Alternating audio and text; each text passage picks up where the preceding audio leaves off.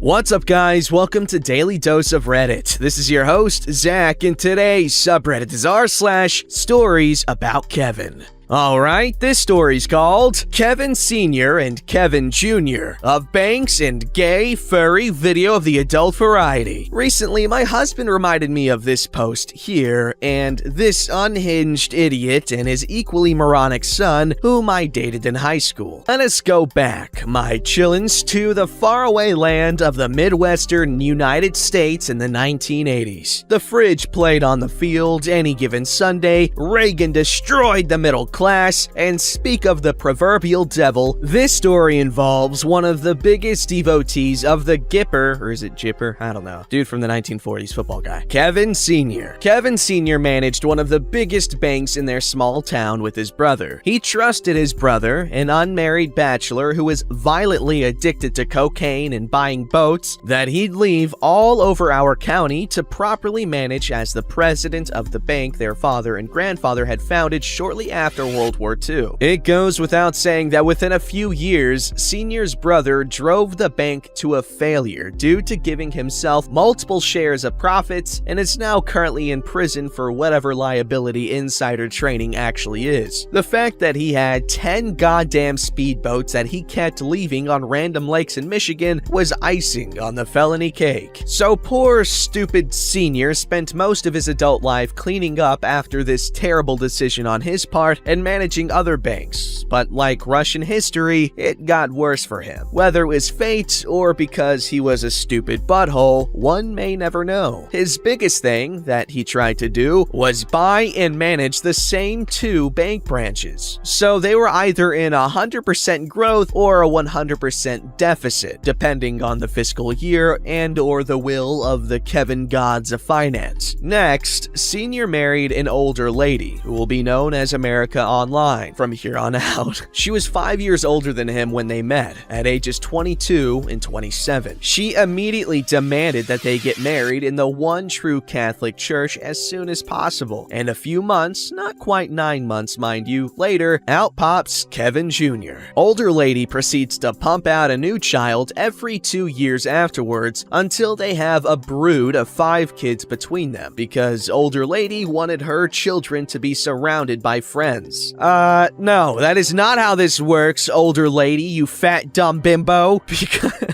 Because of this horde of quasi-bastard children, older lady is a busy stay-at-home mom, and Senior is busy cleaning up his brother's vomit and dead hookers at the 2 branches of the bank, as well as bringing home the bacon to feed all these kids. But he never quite warmed up to Junior, who did not look anything like him, his wife, or any of their extended family members, having a huge nose, different colored hair, and being quite slender, unlike the vaguely porcine-looking family that Kevin Sr. came from. Senior, of course, chalked it up to a faith in God that he now has a son that looked like the milkman and was born a 9-pound, full-term baby 6 months after his marriage. Oh no. This is, of course, such as the Kevin do. Not wanting to cause a cuckold scandal, Senior put up with Junior, who, unlike everyone else in the family, was also extremely artistic and verbal, reading books at 3 and mastering calligraphy and cursive before he started grade school. Whoa! These were traits that royally pissed off Senior, like your ass would not believe, who often threw out his kids' art supplies in order to toughen him up, because that is a classic Kevin parenting move. Junior dealt with Senior's continued emotional abuse throughout his childhood, which ranged on the season. Senior refused to teach Junior how to ride a bike, and Junior remembered sad memories of his dad taking all the other kids on bike rides throughout the neighborhood, whilst he sat at home watching them have fun with their dad. Junior was given the hardest physical chores as well to toughen him up. This included pruning older ladies' rose bushes, mowing the lawn, and moving the furniture, which Kevin Sr. kept buying and forgetting about, so it often ended up in one of the bank's front rooms, confusing the hell out of the customers who just wanted to deposit a check rather than walk around a collection of Ethan Allen couches. Junior kept thinking thinking that pruning the rose bushes meant trimming all the flowers and letting the vines grow. They never realized it, and when I first came over to their house, Junior proudly showed me his work on the thorn bushes. Senior later moved them over after a fight with older lady. Around this time, Junior and I met as junior camp counselors at the local YMCA. Me because I wanted to get the frick out of the house for the summer, and Junior because his dad thought him hanging around a bunch of dudes in swimming trunks was going to make his son interested in girls. Sure enough, Junior and I started dating. Being a fat little 15-year-old who is really into Lord of the Rings and horses, I thought that our dates consisting of Junior holding my hand as we watched movies and listened to Andrew Lloyd Webber soundtracks was the height of romance. My God, I think he briefly turned me into a Kevin. Around this time, Junior was also downloading a lot of video of the adult variety on the family computer, because that is what idiot teen boys do. I mean, we're on Reddit, I get it. But it was okay, he explained to me, as he mostly got family-friendly video of the adult variety. What the fuck is that crap, you ask? According to Junior, family-friendly video of the adult variety consisted of a lot of funny cartoon dickings, especially of the rooster from Rock-a-Doodle-Doo getting butt-banged by the biker mice from Mars. Yep,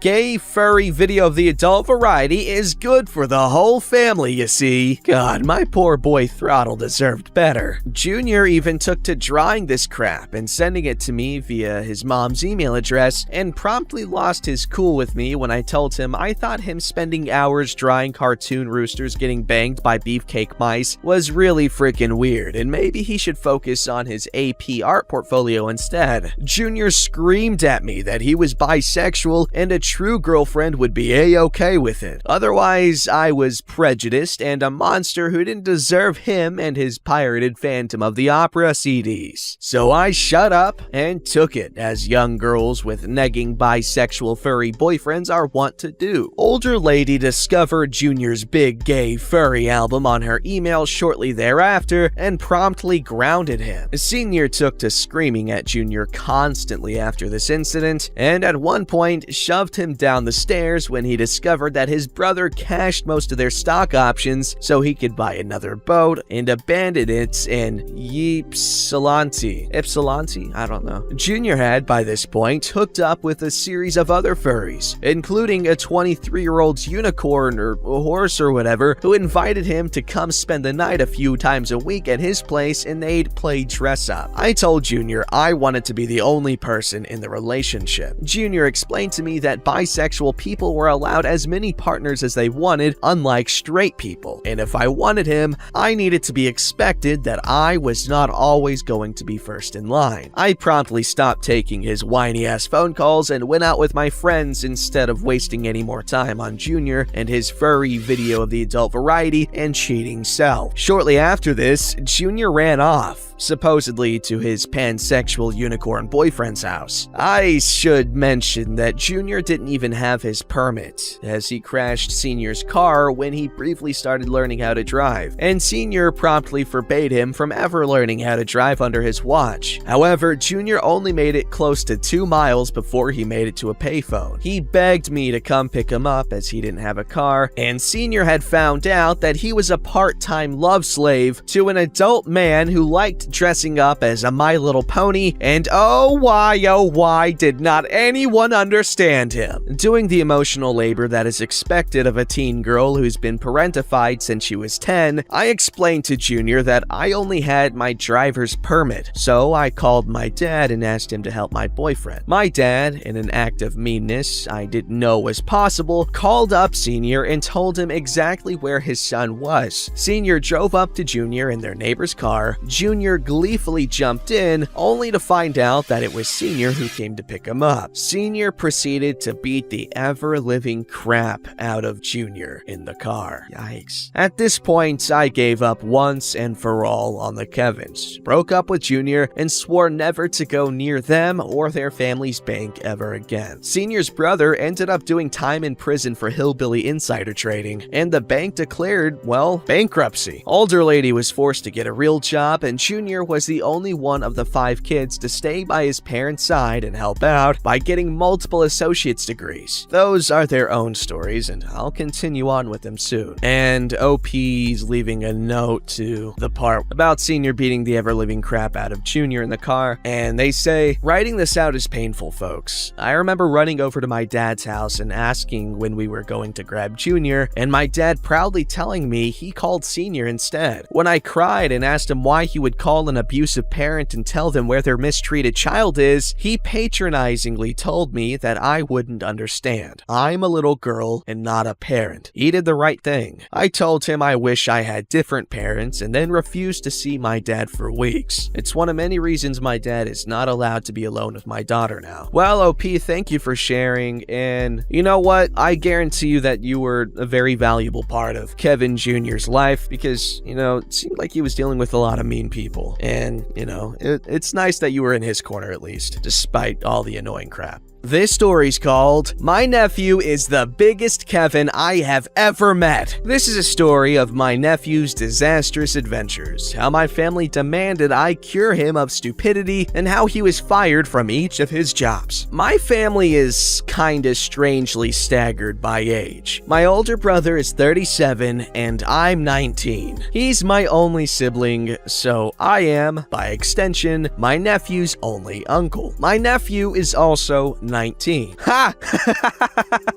That's funny. My parents expect me to understand Kevin and to figure out what's wrong with him. Infuriatingly, they expect me to be an uncle/mentor figure to Kevin and relate to him as a teenager. For context, let's go back to his younger years. The first true act of Kevinness that my idiot nephew pulled was his cyber attack on my dad's business site online. Kevin was only 14 when he did this. By cyber attack, I mean he went onto my dad's website, my dad sells sports memorabilia, and posted a video of the adult content into the comment section of the site. No, not just a little adult content. 7,000 image comments worth using a bot he found online. When asked why, he told my dad, "All grandpas are horny. My friends at school said they are." Next was Kevin's genius 16th birthday stunt. At his party, he had a pool. He also had a garden gnome. He decided the best move for maximum coolness with his peers was to somersault off of a makeshift diving board made out of glued together 2x4s. Not only jump off the diving board, but do an acrobatic with a gnome at the same time. Kevin leapt off the diving board. Keep in mind, there were 7 other people in the pool and 3 more out of it, but nearby. As Kevin kicked off the board in reverse, plunging head and back first, he slammed his feet into the gnome and kicked it straight up. As Kevin crashed into the water and the spinning gnome experienced gravity, it slammed into Kevin's leg, which pulverized and put him on crutches for 3 months. He was lucky he didn't kill one of his friends with a gnome to the head. On his first day of real work this January, Kevin got an 8 on the ACT and skipped college. Whoa! Kevin was working at a gas station. He decided, since it was cold that day, that when he showed up, his best work attire would be a heavy coat and balaclava. That's right, he wore bank robber's clothes because it was cold. They almost called the police until the inevitable, "It me, Kevin," when he pulled the mask off. A week later, he was fired for cutting out a photo of a celebrity out of a magazine on sale at the store and masturbating with it in the bathroom of the store for 4 hours. Kevin is a big video gamer and actually has some success on Twitch playing Minecraft. He has 500 subs. Why anyone would want to watch him do anything is beyond me. He probably digs straight down in mines at night.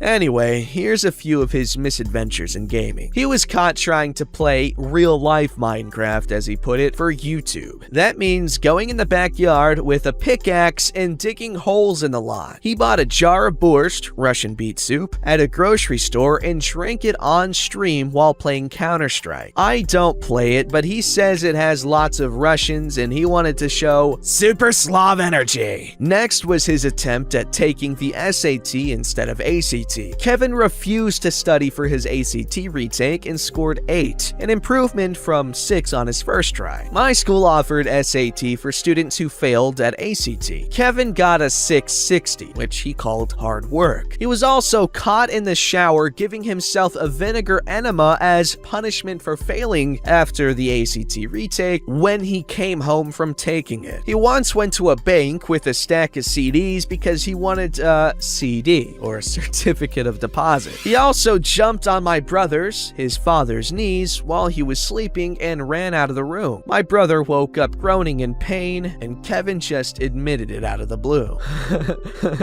One time, Kevin tried to ski in the house. That's right, skiing indoors. He put snow from outside on the stairs, came barreling down, and slammed face first into the Christmas tree, which collapsed like his hopes of making the nice list that Christmas. The last story I can think of to post was the time he decided to do a boogeyman impersonation last weekend. I don't care that I'm a grown man. I freaked out on him over this one. Kevin jumped out of my closet at 2 a.m. during Thanksgiving this year. That's not a big deal. The big deal is that I thought I was alone in my room for 3 hours in pitch black before Kevin, wearing red light bulbs clipped to his glasses, leaped out of my closet shrieking like a banshee and yelling in a shrill voice, "I'm gonna eat you!" A couple of weeks ago, I bought a gun unrelated to Kevin, and if I had been on the other side of the bed where I keep my gun, Kevin might have been a dead man. He scared me so good.